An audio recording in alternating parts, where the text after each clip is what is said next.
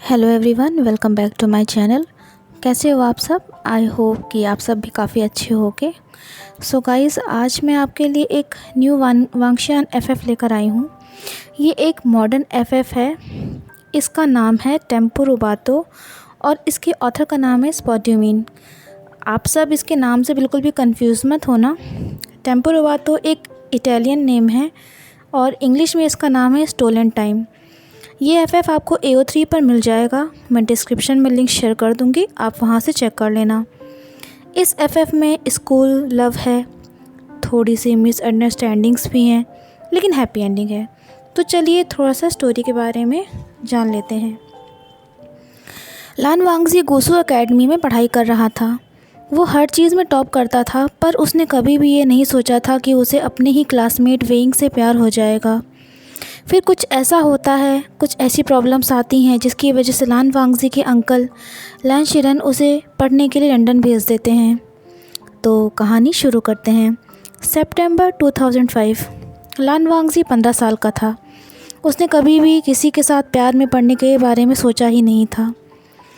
वे वुशियान उसकी लाइफ में एक मीटियोराइट की तरह आया था, जिसने वांगजी की लाइफ को पूरी तरह से बदल दिया। गोसू एकेडमी में सीनियर मिडिल स्कूल का पहला साल था। वांगजी के ऊपर अपनी फैमिली की परंपराओं को निभाने का बहुत ज़्यादा दबाव था, क्योंकि वो स्कूल के फाउंडर का ग्रैंडसन था और लैन शिरन का नेफ्यू भी। गोसू एकेडमी की रेपुटेशन टॉप पर थी, इसीलिए वांगजी किसी भी तरह की कोई गलती नहीं कर सकता था। ला वांगजी सबके लिए एक मॉडल स्टूडेंट, टैलेंटेड म्यूजिशियन और डिसिप्लिन्ड स्टूडेंट था। वो उम्मीद करता है कि उसके लिए सेकेंडरी एजुकेशन के आखिरी 3 साल काफ़ी मेहनत वाले होंगे, और वांगजी को ये भी पता था कि उसके लिए इंग्लिश लैंग्वेज पढ़ना काफ़ी चैलेंजिंग होगा। वो बचपन से ही गोसू एकेडमी का स्टूडेंट था, इसलिए वो तब से खुद को प्रिपेयर कर रहा था, खुद को इंटरनेशनल लेवल पर रिकॉग्नाइज़ कराने के लिए। वांगजी का सारा फोकस सिर्फ उसकी पढ़ाई और लाइफ में सक्सीड करने पर ही था। वे वुशियान युन मैंग से आया था। उसके चेहरे पर हंसी और आंखों में चमक थी। वे वुशियान सबसे बोलने वाला था। वो बस ला वांगजी का दोस्त बनना चाहता था। वेइंग ला वांगजी का नाम लिए जा रहा था, पर वांगजी कोई रिप्लाई नहीं देता। फिर से वो कहता है, लानर गागा, मुझे इग्नोर मत करो, मुझे पता है कि तुम मुझे सुन रहे हो। वांगजी रिप्लाई देते हुए कहता है कि ये लाइब्रेरी है, पूरा कमरा तुम्हारी आवाज़ सुन सकता है, इसलिए प्लीज़ चुप रहो। वेइंग हंसते हुए पर हल्की सी आवाज़ में वांगजी से कहता है कि मैं तो तुम्हें कॉन्ग्रेचुलेट करना चाह रहा था, क्योंकि तुम चाइनीज़ में फ़र्स्ट आए हो। वो वांगजी से कहता है कि तुम्हारी लैंग्वेज स्किल्स तो टॉप क्वालिटी की हैं वांगजी, लेकिन मैं तुम्हें मैथ्स में अगले हफ्ते हरा दूंगा, ये मेरा प्रॉमिस है। वांगजी वेइंग से कहता है कि हम देखेंगे। वेइंग अपनी बात कंटिन्यू करते हुए कहता है कि क्या तुम्हें नहीं पता कि मैंने तुम्हारी एकेडमी का एंट्रेंस एग्ज़ाम टॉप किया है? आज तक मेरे से ज़्यादा मैथ्स में किसी के भी नंबर नहीं आए हैं, और ये बात एकेडमी वालों को भी पता है। वो वांगजी से कहता है कि क्या तुम डर गए या ये जानना चाहते हो कि सेकंड आकर कैसा लगता है? वांगजी वेइंग से कहता है कि मैं बॉर्न ही सेकंड नंबर पे हुआ था, इसलिए मुझे इसकी कोई चिंता नहीं है। ये सुनते ही वेइंग फिर से हंसता है और वांगजी से कहता है कि क्या लोगों को पता भी है कि तुम कितने फ़नी हो? वांगजी रिप्लाई देते हुए कहता है कि ऐसा नहीं है, क्योंकि मैं बिल्कुल भी ऐसा नहीं हूँ, और फिर वो अपनी बुक को बंद कर देता है। वे वुशियान वांगजी से कहता है कि तुम्हें क्यों ऐसा लगता है कि मैं तुम पर हंस रहा हूँ? वांगजी कहता है कि क्या तुम मुझ पर नहीं हंस रहे? वेइंग वांगजी की तरफ देखता है और कहता है कि मैं तुम्हें थोड़ा सा टीज़ करता हूँ, इसका मतलब ये नहीं है कि मैं तुम पर हंस रहा हूँ, मैं कभी भी ऐसा नहीं करूँगा। ये सुनकर वांगजी के दिल में अजीब सी हलचल होती है और वो अपनी किताब की ओर देखने लगता है। वे वुशियान वांगजी से कहता है कि अगर तुम मैथ्स में फ़र्स्ट आओगे तो तुम जो चाहोगे मैं करूँगा, लेकिन उसका कोई रीज़न ज़रूर होना चाहिए। मैं वे वुशियान उसे ज़रूर पूरा करूँगा। वांगजी वेइंग की तरफ देखने लगता है। किसी वजह से उसका फेस बिल्कुल रेड हो गया था। वो वेइंग से कहता है कि ये सच में मैं जो कहूँगा तुम वही करोगे? वेइंग कहता है हाँ हाँ मैं करूँगा। वांगजी कहता है कि अगर मैं फर्स्ट नहीं आया तो? वेंग उसे कहता है तो फिर तुम मुझे सही टाउन में लंच पर ले चलना। एग्ज़ाम रिजल्ट्स के बाद जो संडे आएगा उसमें हम चलेंगे। वांगजी रिप्लाई देता है और वेंग से कहता है ओके, अपने वर्ड्स को याद रखना। एग्ज़ाम का रिज़ल्ट आ गया था। वेंग फर्स्ट आया था। वांगजी को उसे सही टाउन में लेकर जाना ही पड़ा। टाउन में काफ़ी भीड़ थी। वेंग आगे चल रहा था और वांगजी पीछे पीछे। वेंग एक रेस्टोरेंट में जाता है और वांगजी को भी अंदर आने के लिए कहता है। अंदर टेबल के किनारे जियांग चैंग और निया हुएसांग ऑलरेडी बैठे हुए थे। वांगजी को देखते ही जियांग चैंग और निया हुएसांग अपनी जगह पर फ्रीज़ हो जाते हैं। वांगजी भी चौंक गया था उन दोनों को वहाँ देखकर। ऑलरेडी वे वुशियान को अकेले अपने साथ लंच पर ले जाना वांगजी के लिए आसान नहीं था। ऊपर से वेंग के दोस्त भी उसी की तरह ही थे। वांगजी को घबराहट सी होने लगी थी। अब उसे लग रहा था कि वेंग और वो दोनों अकेले ही आते तो ज़्यादा ठीक था। वेंग जियांग चैंग के बगल में बैठ जाता है और वांगजी वेंग के बगल में। तभी निये हुएसांग वांगजी की ओर देखता है और कहता है वाओ। वांगजी को कुछ भी समझ में नहीं आ रहा था। निये हुएसांग कहता है कि हमें तो लगा था कि वेंग मजाक कर रहा है, लेकिन तुम तो सच में आ गए। जियांग चैंग वांगजी से कहता है कि मुझे लगा था कि तुम वेंग की बातों में नहीं आओगे। वो कहता है कि वांगजी तुम कुछ ज़्यादा ही अच्छे से पेश आ रहे हो वेंग के साथ। वो कहता है कि वांगजी तुमको वेंग अब और ज़्यादा परेशान करेगा। तभी वेंग कहता है कि मैं क्यूट हूँ और लानजान मेरी बातों में नहीं फंसा, बल्कि अपना प्रॉमिस पूरा कर रहा है। वो जियांग चैंग और निये हुएसांग से कहता है कि वांगजी सिर्फ मुझे ट्रीट दे रहा है, तुम दोनों को नहीं, इसलिए किसी भी तरह की गलतफहमी मत लाना अपने दिमाग में तुम दोनों। निये हुएसांग रिप्लाई देते हुए और वेंग से कहता है कि मैं ऐसा सपने में भी नहीं सोच सकता, लेकिन एक बात तो मैं ज़रूर कहूँगा कि लैनज़ेन तुम्हें यहाँ देखकर मुझे काफ़ी अच्छा लगा। जियांग चैंग कहता है कि वांगजी, जियांग फैमिली की तरफ से मैं दिल से तुमसे सॉरी कहना चाहता हूँ, क्योंकि तुम इन सब की वजह से इतना परेशान हुए हो। तभी वेंग कहता है कि सबको पता है ना कि क्या ऑर्डर करना है। वो वांगजी से कहता है कि वांगजी, मैं अपने लिए चिली ब्रेस्ट बीफ मंगा रहा हूँ, तुम शेयर करोगे क्या? वांगजी शर्मा जाता है और कहता है कि नहीं, मैं मीट नहीं खाता।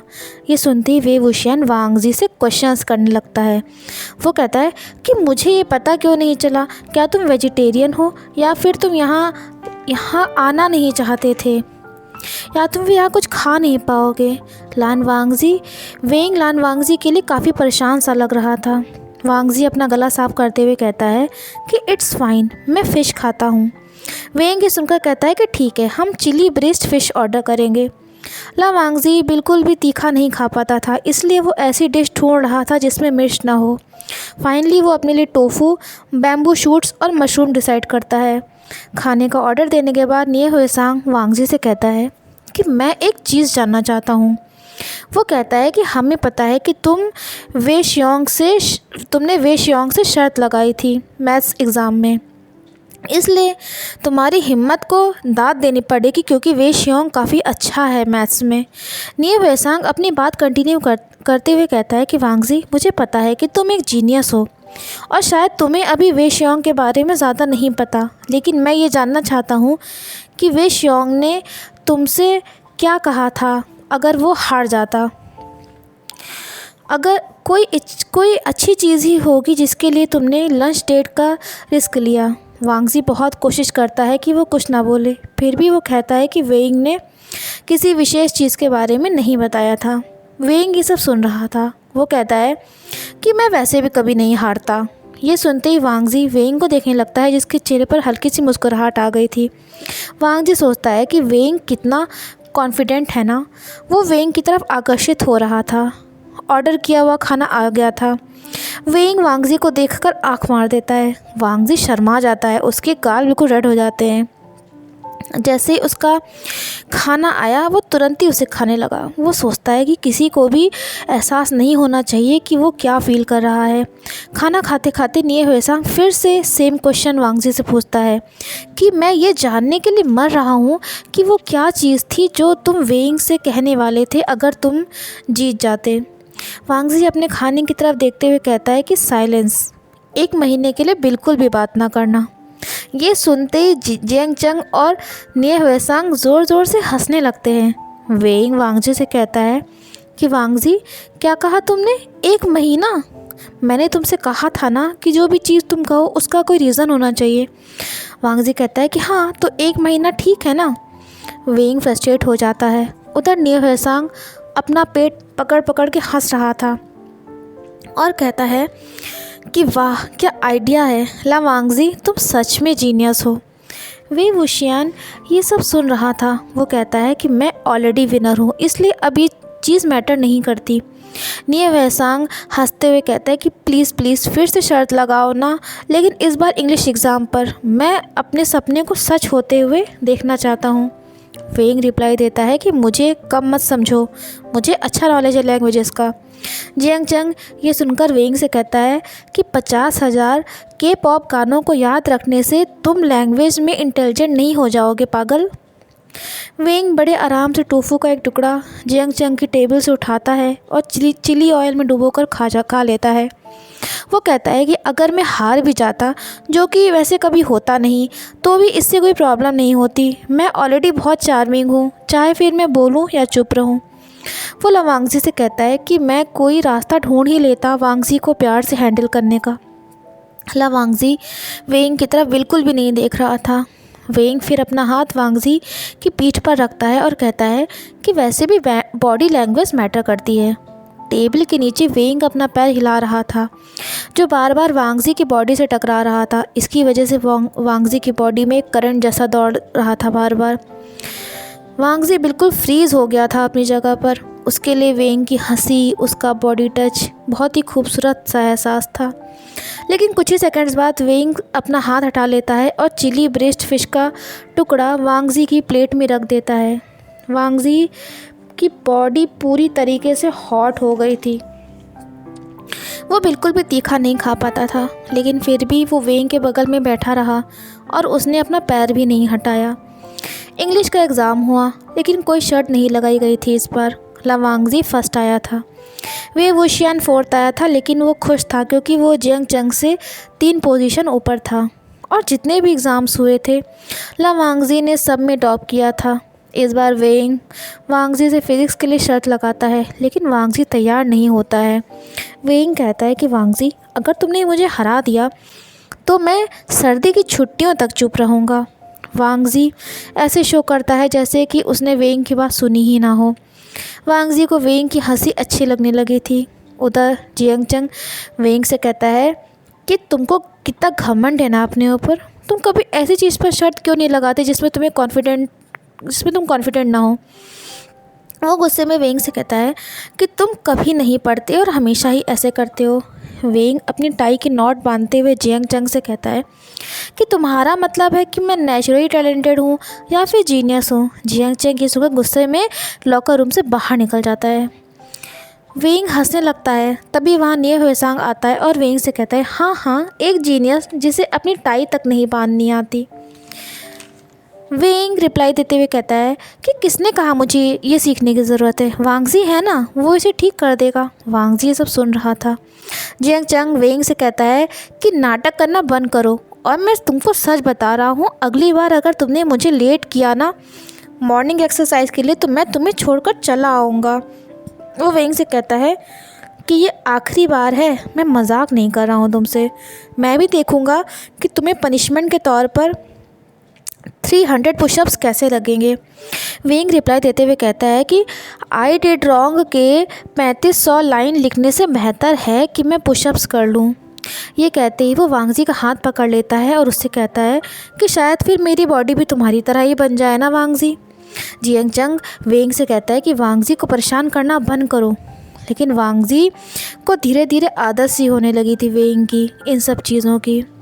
वांगजी ये ज़रूर सोचता था कि उसके और उसके भाई के बीच रिलेशन तो काफ़ी अच्छी है, उसी जगह जियन चंग और वेइंग के बीच में अक्सर लड़ाई क्यों हो जाती है।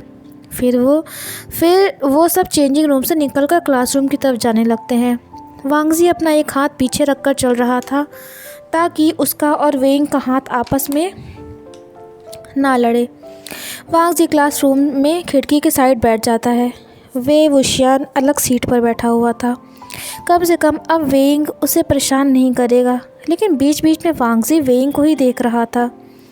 वांगजी को एम्बैरेसमेंट फील हो रही थी ये एक्सेप्ट करने में कि वो न जाने कितनी ही बार वेइंग को देख चुका था। उसकी नज़र सिर्फ वेइंग पर ही टिकी थी कि कैसे उसके बाल उसके माथे पर पड़े हैं। साइड एंगल से वेइंग ज़्यादा हैंडसम दिखता है। जब वेइंग किसी चीज़ को सोचता था और अपने लिप्स को बाइट करता था, वांगजी ने वेइंग के बॉडी पार्ट्स को मेमोराइज़ कर लिया था। वांगजी न जाने कब से वेइंग के दिल में खोया हुआ था, जो वेइंग के मुंह के किनारे पर था। वांगजी को लगता है कि ये सब कितना गलत है ना। उसका फोकस कहाँ है। सिर्फ 3 महीने बचे थे स्कूल ईयर में और ऑलरेडी वांगजी को एहसास होने लगा था कि उसका कंसंट्रेशन बिगड़ गया है और खुद पर से उसका कंट्रोल भी। पहली बार वांगजी को एहसास हो रहा था कि लाइफ में कई और चीज़ें भी इम्पॉर्टेंट हैं। कभी ख़त्म ना होने वाली पढ़ाई और म्यूज़िक एक्टिविटीज़ के अलावा भी और चीज़ों के लिए जगह होनी चाहिए, जिसका वांगजी को बहुत लंबे समय से इंतज़ार था। वांगजी गहरी सांस भरता है और अपनी फ़िज़िक्स बुक की तरफ देखने लगता है। उसको लग रहा था कि सर्दी की छुट्टियाँ, स्प्रिंग फेस्टिवल, ये सब उसके लिए डिस्ट्रैक्शन थे। वांगजी का भाई भी घर वापस नहीं आ रहा था क्योंकि वो इंग्लैंड में था और वहाँ का स्कूल ईयर चाइना के कैलेंडर के साथ मैच नहीं कर रहा था।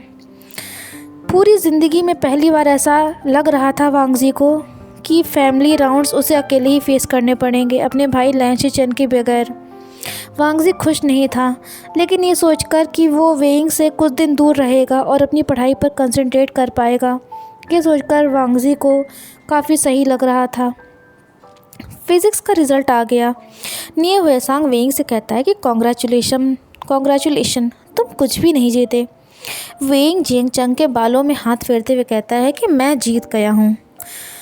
वहाँ पर कुछ लड़कियाँ भी थीं जो हंस रही थीं। वेइंग उनसे कहता है कि मैं तुम सबकी भी कॉन्ग्रेचुलेशन एक्सेप्ट करता हूँ।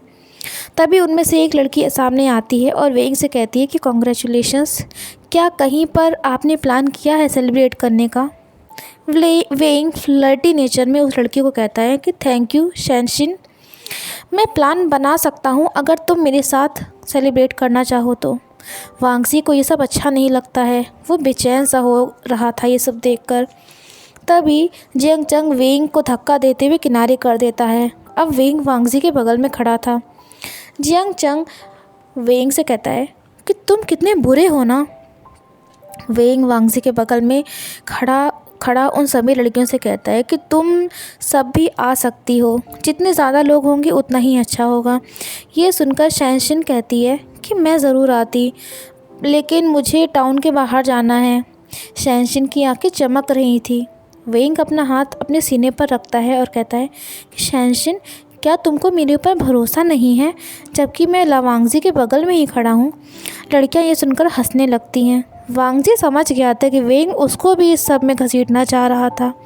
तभी वेइंग अपना हाथ वांगजी के कंधे पर रख देता है और कहता है कि ये सच है कि वांगजी हमेशा सबसे अलग रहा है, लेकिन मुझे ऐसा लगता है कि उसे अपना मैच मिल गया है।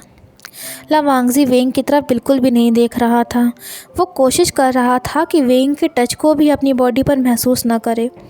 वांगजी के कान बिल्कुल हॉट हो गए थे। वो सोच रहा था कि काश किसी ने ये सब देखा ना हो। वांगजी वेइंग से कहता है कि तुम्हारा ये सब खत्म हो गया कि नहीं। वेइंग कहता है कि अभी नहीं, अभी तो कई हफ्तों तक मुझे यही करना है। धीरे धीरे सभी स्टूडेंट्स अपनी क्लास में चले जाते हैं। वेइंग अभी भी वांगजी का हाथ पकड़े हुए था। तभी वो धीरे से वांगजी से कहता है कि गागा। वांगजी पूरी कोशिश करता है कि उसकी बॉडी बिल्कुल भी शेक ना करे, बिल्कुल भी ना कांपे। वेइंग वांगजी से कहता है कि क्या तुम नहीं जानना चाहते कि मैं इस बार तुमसे क्या मांगता। वांगजी तुरंत कहता है कि नहीं, वो सच में नहीं जानना चाहता था। अगर कुछ बेशर्मी वाली चीज़ हुई तो। वेइंग वांगजी से कहता है कि प्लीज़ वांगजी ऐसे मत कहो, मैं प्रॉमिस करता हूँ कि कुछ भी बुरा नहीं है और तुम्हारा कोई पैसा भी खर्च नहीं होगा। वो वांगजी से के हाथ को और टाइटली पकड़ता है और कहता है कि प्लीज़ वांगजी पूछो ना मुझसे। फाइनली वांगजी वेइंग की आंखों की तरफ देखता है और कहता है कि बताओ क्या हुआ। वेइंग का फेस बिल्कुल क्यूट सा हो गया था। वो वांगजी से कहता है कि मुझे तुम्हारा फ़ोन नंबर चाहिए। वांगजी कहता है क्या तुमको मेरा नंबर चाहिए? वेइंग उसे कहता है कि क्या मुझे तुम्हारा नंबर मिल सकता है? वांगजी का फ़ोन नंबर अभी तक किसी के पास भी नहीं था सिवाय उसकी फैमिली और टीचर्स के। वेइंग उसे कहता है कि मुझे पता है कि इस बार हमने कोई शर्त नहीं लगाई थी, लेकिन तुम इसे कॉन्ग्रेचुलेटरी अवार्ड समझ सकते हो। वो कहता है कि मैं इतना तो डिज़र्व करता हूँ ना। वो वांगजी से कहता है अगर तुमने मुझे अपना फ़ोन नंबर दे दिया तो मैं कसम खाता हूँ कि मैं फिर कभी तुम्हें परेशान नहीं करूँगा कोई शर्त लगाने के लिए, यहाँ तक कि मैथ्स में भी नहीं। ये कहकर वेइंग एक कदम पीछे हटता है और वांगजी के ठीक सामने खड़ा हो जाता है और अपने दोनों हाथों को जोड़ते हुए वांगजी से कहता है प्लीज़ वांगजी क्या मुझे फ़ोन नंबर मिल सकता है? वांगजी को समझ में ही नहीं आ रहा था कि वो क्या कहे।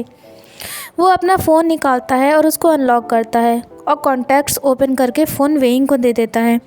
वेइंग जल्दी से अपना नंबर सेव कर देता है और वांगजी के फ़ोन से अपने फ़ोन पर टेक्स्ट मैसेज भेज देता है।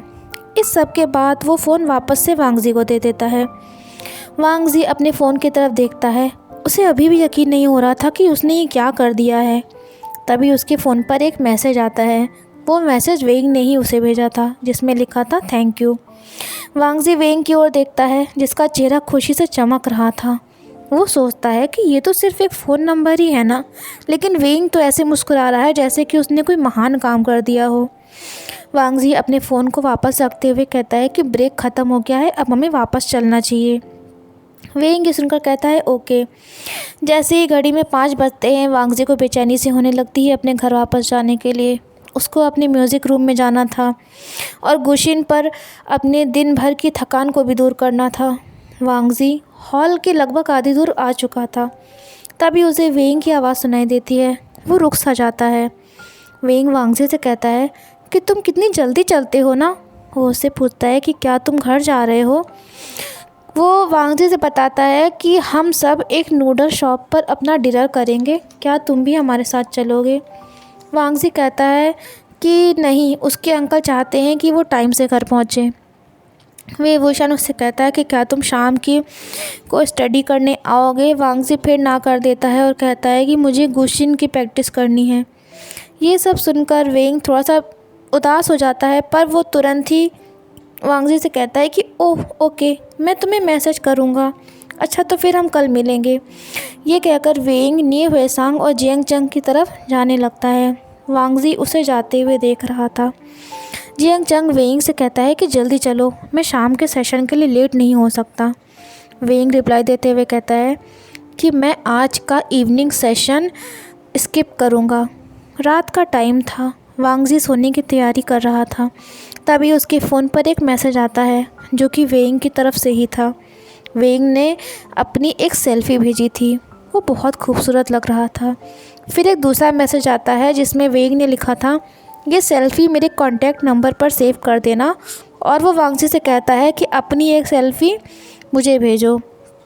वांगजी दुखी होकर अपने फ़ोन की तरफ देखने लगता है। शायद वो अकेला पर्सन था इस दुनिया में अंडर एज 20 जिसने कभी भी खुद की फ़ोटो नहीं ली थी।